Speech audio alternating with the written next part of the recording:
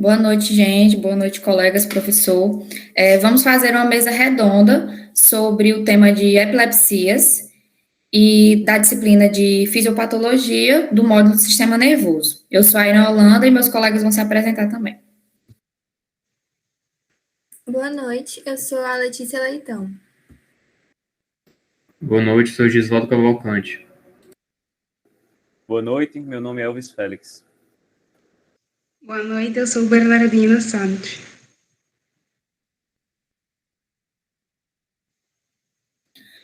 Nós separamos a nossa mesa redonda por tópicos para ficar mais organizado e a gente vai iniciar a discussão sobre conceitos em epileptologia.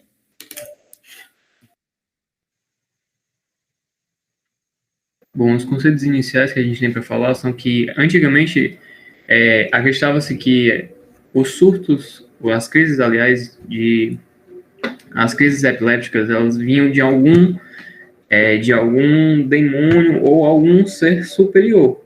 Por isso, vem do grego se apossar. Por isso, dando origem ao nome epilepsia.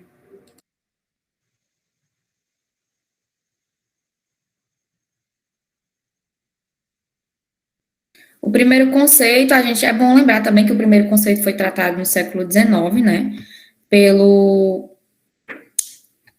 não sei falar esse nome, mas Huggins Jackson, e ele definiu a epilepsia como uma descarga ocasional, súbita, rápida e localizada na substância cinzenta.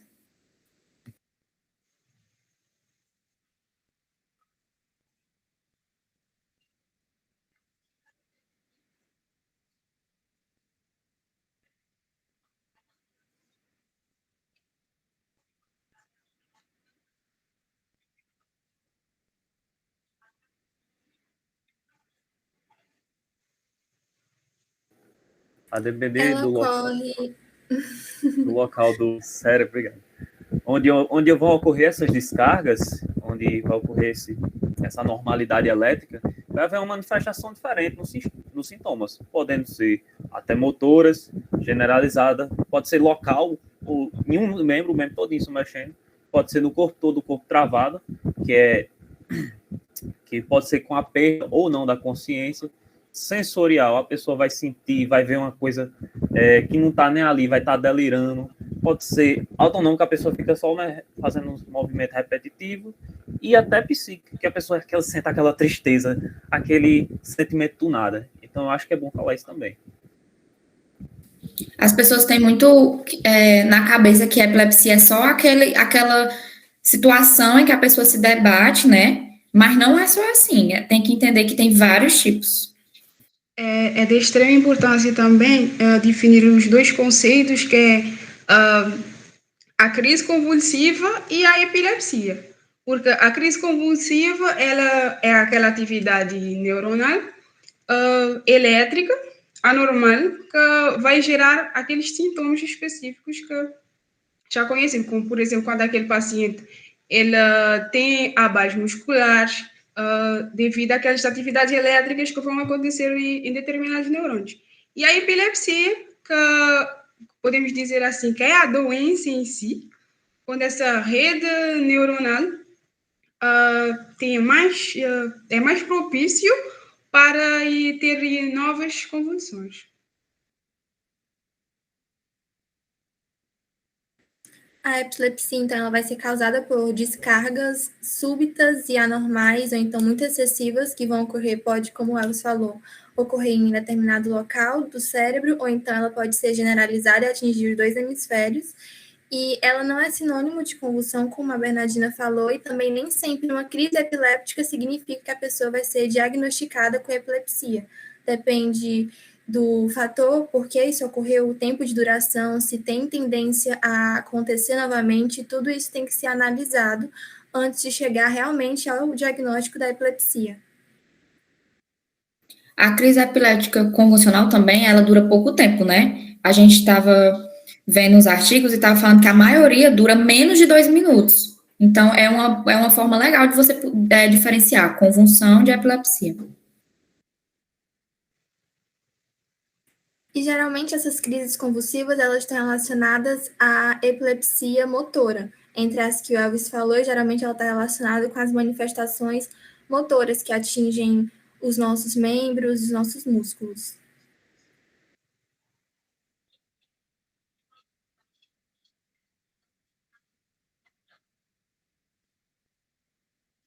Dentre essas manifestações motoras que a Letícia estava falando, podemos ter automatismo, onde esses indivíduos têm movimentos estereotipados, como, por exemplo, ficar mastigando. Isso pode ser e também apresentar como uma crise focal. Podem ter espasmos e epiléticos, mioclônica também, que são os abalos breves e também bem rápidos.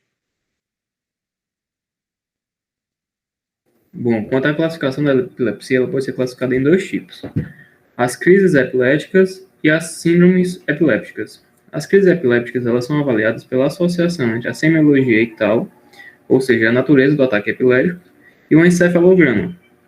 Enquanto a síndrome epiléptica, ela leva em consideração outras informações clínicas e laboratoriais disponíveis, como o histórico familiar da epilepsia, a idade no início das crises, o substrato anatômico e o padrão evolutivo das crises. Em relação à classificação, é bom a gente frisar também que as epilepsias elas podem ter causas genéticas ou não. E eu achava que a causa genética era a principal, mas pelo que eu entendi da minha leitura, a causa genética não é a principal causa da epilepsia, né?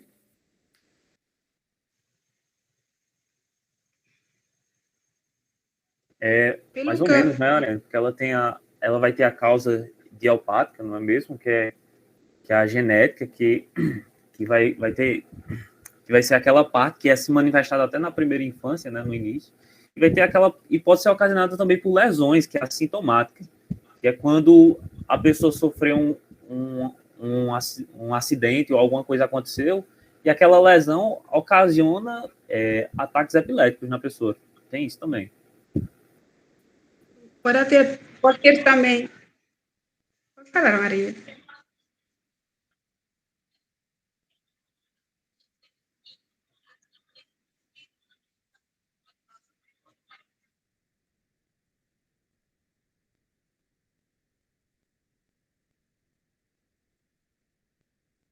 E só complementando o que a Marília falou, ela só reiterando que a partir dos 60 anos, mas quanto mais velho o paciente vai ficando, maior a chance das crises epiléticas acontecerem. Como o Elvis começou a falar das causas, tem também umas causas estruturais ou metabólicas, como, por exemplo, algumas infecciosas, como a meningite também, como tem tóxicos metabólicos, pode ter também tumores, e também tem umas que têm causas que são desconhecidas. Em relação à causa genética, eu anotei aqui que o principal fator genético que influencia na epilepsia é a modificação do canal de sódio. Causa uma excitabilidade, que causa a maior quantidade de sinapses, né? Tem isso também, tem várias coisas externas também, porque a pessoa que tem epilepsia, ela tem bastante restrições, não é? Eu acho que vocês devem ter visto que ele não pode tomar álcool nem utilizar drogas, porque isso vai facilitar uma crise epiléptica. E tem várias outras coisas que ele não pode, não é que não pode, ele vai ter uma vida normal, é claro, mas vai ter um cuidado maior para fazer, né? As luzes da balada, que são aquelas luzes piscantes, muitas vezes podem causar um ataque epilético em várias pessoas. Sempre aparece a mensagem: cuidado, luzes piscantes, nas séries e nos filmes. Outra coisa bem importante... O cheiro também, né? O cheiro pode desencadear, tanto a luz, o cheiro. O que eu continuo falando é que outra coisa bem importante é que tem que, como já disseram, diferenciar crises epiléticas de epilepsia. No caso, a simples abstinência de álcool, benzodiazepínicos, cocaína, crack e outras drogas pode ser um fator desencadeante de uma crise epilética. Mas sim, esse fato isolado não quer dizer que o paciente vai ter um quadro de epilepsia. Eu acho que a gente pode passar para o tópico de cuidados, né? Eu acho que é um dos tópicos mais importantes para a gente que está no P2, que não tem tanto aprofundamento nessa área. Eu acho que é o tópico mais importante de cuidados. Eu posso começar falando que quando uma pessoa estiver tendo um ataque epilético motor, não colocar o dedo na boca da pessoa, não tentar tirar a língua do local, e assim vai, né? Tirar objetos de perto para a pessoa não se machucar e não machucar ninguém, deixar a pessoa terminar a crise.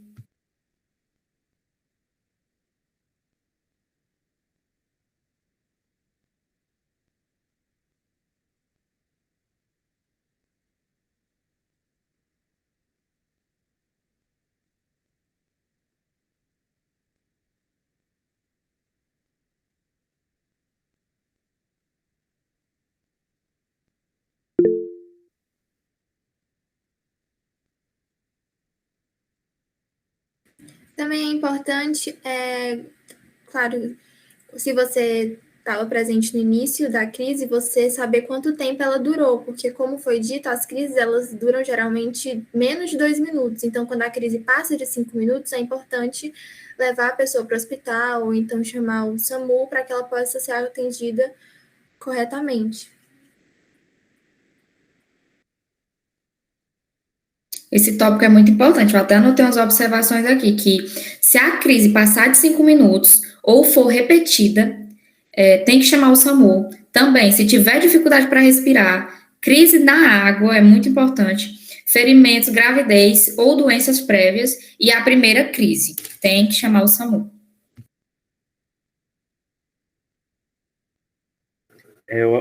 Uma coisa que a gente esqueceu de falar também é que é bom ter cuidado com a cabeça do paciente também, se ele está numa superfície ou próximo de bater em alguma coisa, porque pode causar um traumatismo craniano também. Naquele momento ele está se debatendo sem nem saber, é só o corpo que está inconsciente, no caso. Outra coisa que eu queria falar, só complementando o que a Aran e a Marília falaram, é que existe sim um grande preconceito, né? Para você que está vendo uma crise epilética, você fica um pouco assustado e com medo e passa a ter preconceito, considerando esse paciente ou o indivíduo que está sofrendo da crise epilética como instável. Mas como a gente vai ver daqui a pouco, um paciente ele pode sim viver normalmente com epilepsia e não precisa ter esse estigma de instável ou ter algum tipo de preconceito com esse paciente. E é de extrema importância, como a Irã estava falando, da pessoa que estiver no local relatar o que aconteceu. E é de extrema importância porque, mesmo para ajudar quem vai assistir esse paciente para um diagnóstico e diferencial. Porque ele pode ser comparado, por exemplo, com crises psicogênicas, com ataques de pânico, ou mesmo arritmias cardíacas. Então, é de extrema importância relatar detalhadamente mesmo para uma boa anamnese quando esse paciente chegar ao hospital. Vocês querem acrescentar mais alguma coisa ou a gente pode passar para o próximo? Isso, justamente. Se vocês quiserem começar.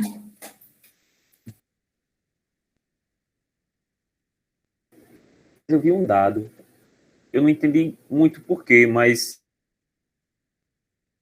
a epilepsia, no caso, era mais frequente em países subdesenvolvidos. Eu não sei se tem uma causa, mas eu vi que era no mapa lá, assim, lá no mapa mundo, que os países da África, no caso, a América Latina, tinha uma quantidade maior de casos de epilepsia do que os países de primeiro mundo. Isso, e eu vi também, engraçado, a comparação, porque nos Estados Unidos, 1 em cada 26 pessoas tem epilepsia. E não é um país subdesenvolvido, então fica aquela coisa, né? Tem muito em países subdesenvolvidos, mas nos Estados Unidos tem demais também. Um fator que eu achei interessante, que eu acho que pode ter relação, é o fato são das dietas, né?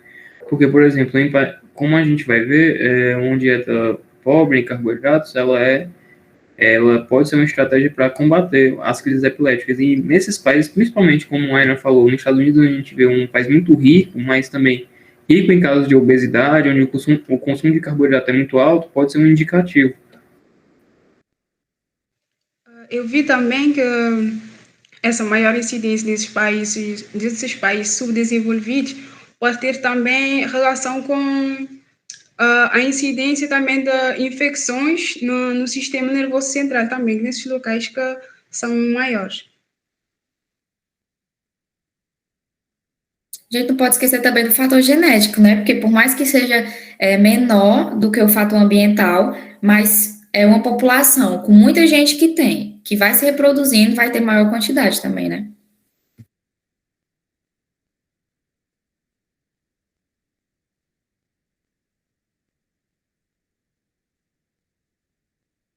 Acho que a gente pode passar para o próximo, né? Que é a etiologia. Inclusive, a gente já adentrou bastante nesse tema, que fala que pode ser genético, pode ser causado por um tumor, pode ser causado por uma lesão. Wairan, deixa eu dizer uma coisa que eu acho que eu lembrei agora. É que a... Eita, fugiu da cabeça aqui. Não. Até Gisela estava falando do preconceito, não é, que existe, mas a epilepsia é uma coisa bastante comum até, porque Marília falou daquela quantidade de casos, né? Não chega a ser uma, uma condição rara. E se você passar por um epiléptico que às vezes eles nem precisam tomar assim, um medicamento constante, né? Você nem percebe que ele é. E eu vi dado que era até 5% da população já teve uma crise epilética e 1 a 2%, se não me engano, era 1 a 3% que são epiléticos. Então, comparado com outras doenças, não é considerado uma doença rara, né, no Brasil. Eu acho que envolve justamente aquela situação de que a gente achar que a epilepsia está diretamente relacionada com convulsão.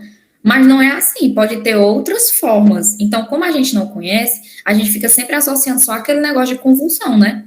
Eu, particularmente, nunca vi. Mas provavelmente a gente já esbarrou com alguém que tem epilepsia e a gente nem sabe. Talvez a pessoa nem saiba, né?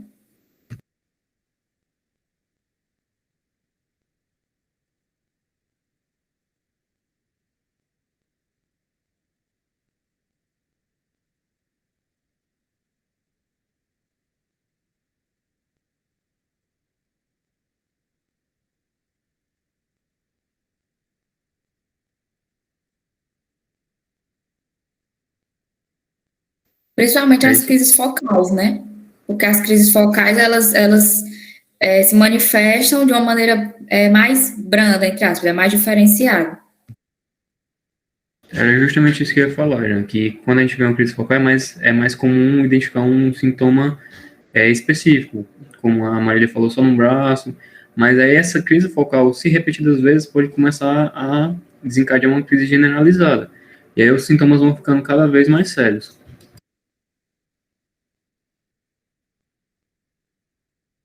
Acho que a gente pode passar por diagnóstico.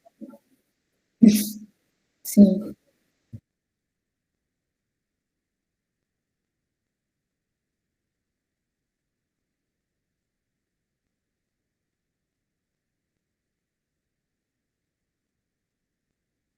Só complementando aqui mais uma vez o que a Marília falou, é importante pedir os exames do eletroencefalograma e da ressonância magnética, porque tem algumas doenças que podem ser confundidas com a epilepsia, por exemplo, a enxaqueca, o ataque isquêmico transitório, crise epilética não psicogênica, a síncope, o distúrbio do sono, distúrbio do movimento e até mesmo um quadro de delírio. O diagnóstico pode falar.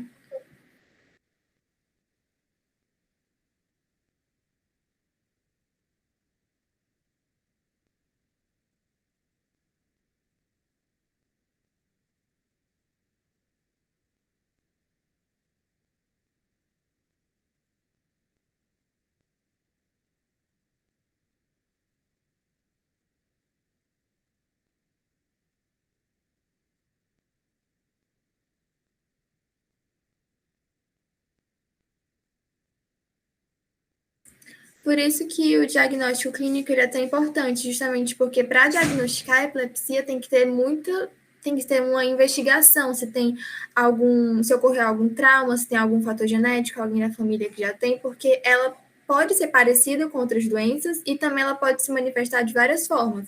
Então, ela pode ser aquela epilepsia que dá confusão, a convulsão, pode ser a epilepsia focal, como a Irã e o Gisaldo falaram sobre só movimentar o braço. Ela também pode se manifestar da forma psicogênica, a pessoa só ter crises de ausência, é como se ela está no local, mas é como se ela não estivesse lá e não necessariamente ela vai ter algum movimento, algum espasmo em alguma parte do corpo. Então, tudo isso tem que ser muito investigado e por isso o diagnóstico clínico é tão importante.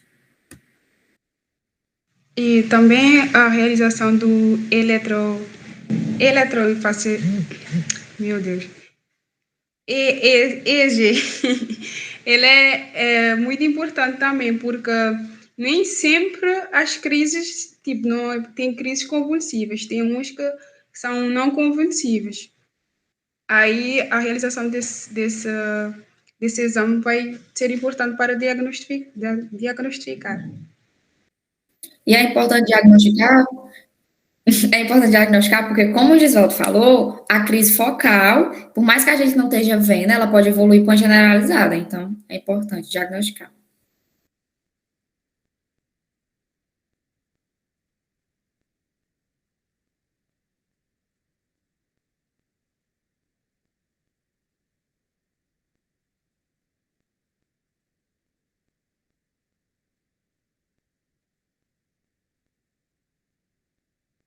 Alguém quer acrescentar mais alguma coisa? Acho que tem uma coisa que vocês não falaram, que era sobre, que eu vi aqui em um vídeo bem interessante, questão sobre o mapeamento genético, porque como é uma doença também que pode ser herdada, aí quando você faz um mapeamento genético, a gente já sabe que tem alguns genes que eles, se houver um distúrbio nesses genes, a gente já sabe como tratar. Então a medicina está cada vez ficando mais específica para isso. Eu achei interessante, porque tem o vídeo que eu estava dizendo, a mulher até disse, esse gene aqui deu defeito, se refere aos canais de sódio, não foi que você era... Era canais de sódio ou era iodo? Aran? Pronto. Tem de sódio, tem de cálcio e tem outro que eu não estou recordando agora, mas é mais de um. Que é um desequilíbrio iônico. Mas ele disse assim, se esse Magnésio, gene já só pra tiver com complementar. defeito, aí esses canais estão com defeito. Aí isso aqui vai proporcionar uma crise epilética, né? Eu achei muito interessante isso também, mencionar. Acho que não é tão E o comentado. tratamento fica direcionado, né? Porque justamente da dieta cetogênica, acho que foi o Gisvaldo que falou, quando tá relacionado a esse tipo de forma de desencadear, o tratamento ele é diferenciado também, né? E se for focal ou generalizada, também é diferencial.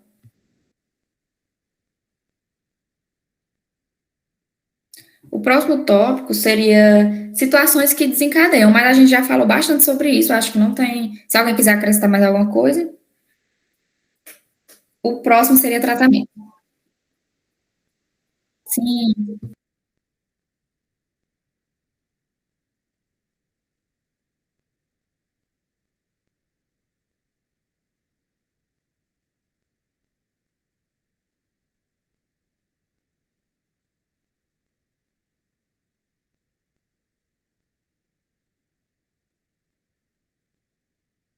Inclusive, isso aí já faz uma conexão com o próximo tópico, que é tratamento, porque o tratamento, ele além dele ele pode ser medicamentoso ou cirúrgico, e o medicamentoso, ele vai estar associado a, não pode mais usar álcool, não pode mais usar droga, obviamente, né?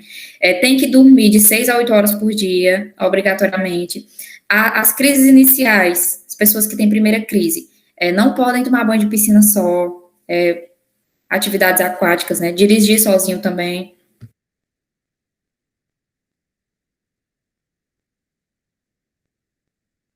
Hoje em dia tem uma gama muito grande de medicamentos para epilepsia, então está relacionado de novo com aquela coisa da investigação, porque cada caso de epilepsia é um caso, se manifesta de forma diferente. Então, ela vai ter medicamento que vai dar mais certo, a dose correta, o tempo que a pessoa tem que usar. Então, tudo isso vai depender de paciente para paciente, para que realmente o medicamento tenha efeito, a pessoa consiga viver normalmente com as crises realmente muito reduzidas ou muito raras acontecendo.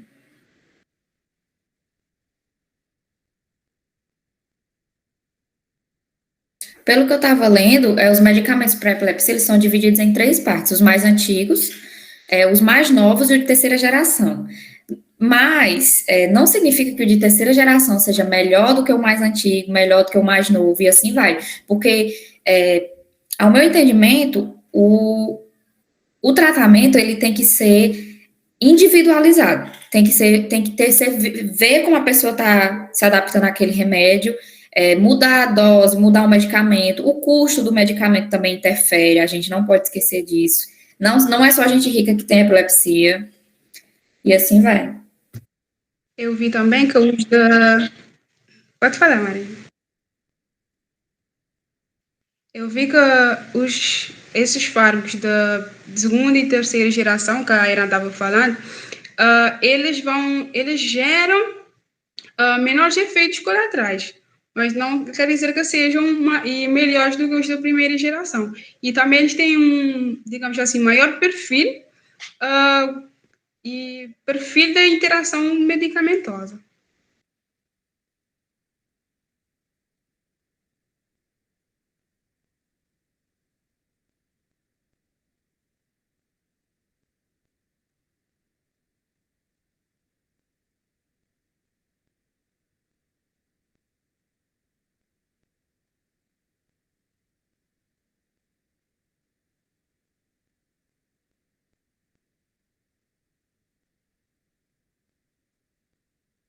Alguém quer falar sobre cirúrgico? Isso.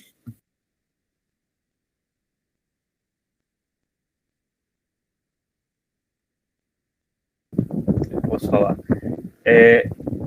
Uma coisa que, lembrando aqui do tratamento cirúrgico, que a gente nem comentou, por que os mais velhos, eles podem também desenvolver a epilepsia, por causa que podem acontecer AVCs isquêmicos que vão danificar aquela área do cérebro, principalmente também pela idade, né?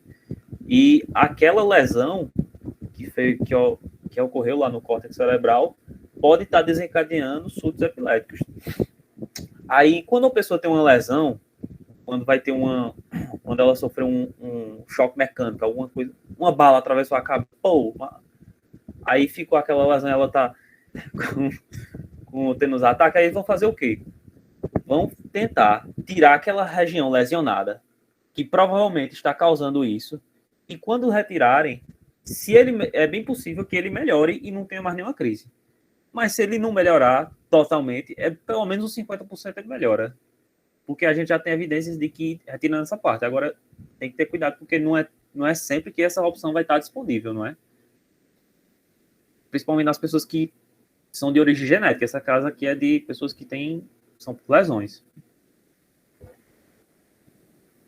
Queria só complementar uma coisa que a Ana e a Marília falaram, é que, como a Ana falou, realmente não tem como generalizar o tratamento para todo mundo, porque, por exemplo, existem vários medicamentos anticrises. Dentro desses medicamentos, nós temos para crises generalizadas, para crises focais, e assim, de acordo com o quadro de cada paciente, é que deve ser recomendado ou não cada um dos medicamentos. A intervenção cirúrgica.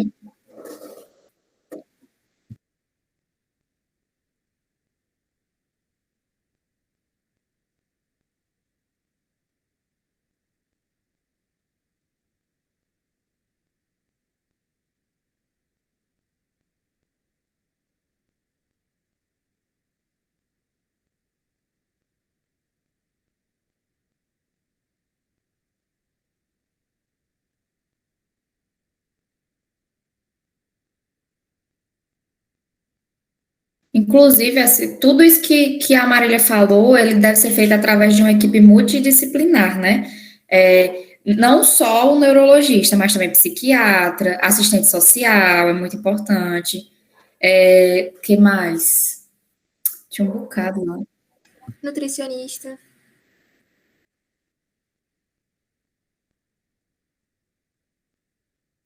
E a intervenção cirúrgica também é feita em pacientes que não conseguem se adaptar aos medicamentos também, né?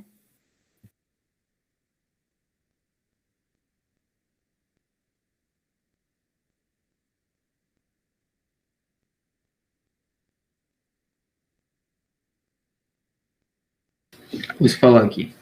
Bom, eu acho que é importante a gente reiterar o que a gente falou basicamente durante toda a apresentação, né, que uma pessoa que tem epilepsia, ela pode sim ter uma vida normal. Alguns quadros, a gente pode ter um paciente que precise, inicialmente, quando o quadro está ainda nos primeiros momentos, tomar medicação durante 3 vezes ao dia, mas ao longo do tempo, o que é indicado é que essa medicação ela vai tendo um espaçamento maior entre as doses e dando ao paciente uma vida mais tranquila, mais digna, inclusive. É possível também calcular a chance de recorrência das crises epiléticas. Isso influencia na intensidade dos cuidados e no tratamento medicamentoso. Como eu disse, a depender do quadro do paciente é que vai ser feito o prognóstico e aí indicado o tratamento para ele. Então, alguns quadros que precisam que nós temos vários no Brasil, inclusive, que são crises convulsivas, incessantes, precisam de uma determinada medicação, quase mais leves, como a gente falou das epilepsias focais, que são sintomas mais brandos, podem ter outro tipo de medicação, e assim cada paciente vai ter sua história médica, né?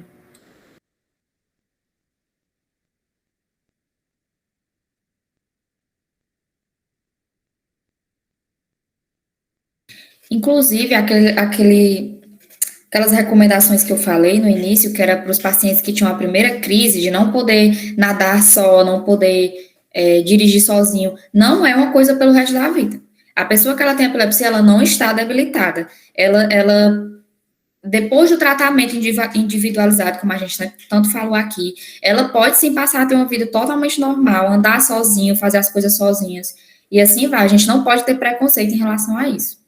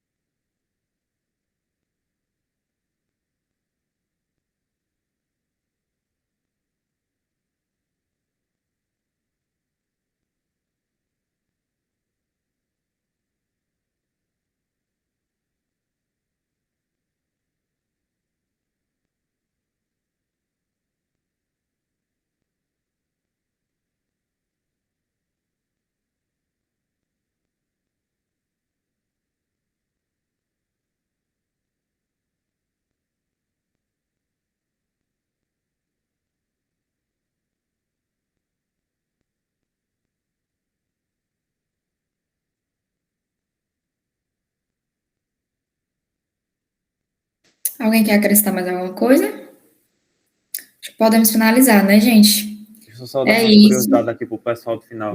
Vocês já assistiram Pokémon? Eu tenho certeza, todo mundo já assistiu Pokémon. A curiosidade aqui. Pokémon tem um episódio que é chamado Aventura de Porygon. Mas pra você provavelmente nunca assistiu. Porygon é um Pokémon bem feio, assim, azul com rosa. Aí, provavelmente você nunca assistiu porque ele foi banido. Porque quando ele foi estrear lá no Japão, ele tinha uma sequência de luzes piscantes, vermelho e azul, muito intensa, que ficou, acho, uns 5 minutos, assim, só piscando. Eu digo isso porque eu fui assistir. Aí, e graças a Deus não tem, né? Mas tem nada, não. E se eu tivesse, não tinha problema também, não. Aí, várias crianças no Japão foram parar no hospital e tiveram crise convulsiva. Então, já imaginou os pais vendo essa situação? Então, esse episódio foi basicamente banido e nunca foi apresentado. E sempre que, e eu reitero isso, sempre que você for assistir uma série ou algum filme, observe lá, pelo menos na Amazon Prime tem, lá no cantinho.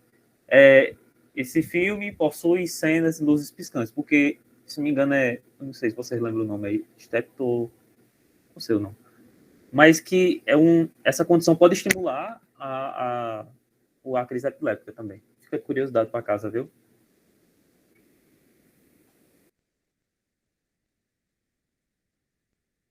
Acho que é isso, né, gente? Boa noite, obrigada a todos que nos assistiram. E é isso. Boa noite a todos, cheio do coração. Muito obrigada. Boa noite. Boa noite. Boa noite, pessoal. Até a próxima.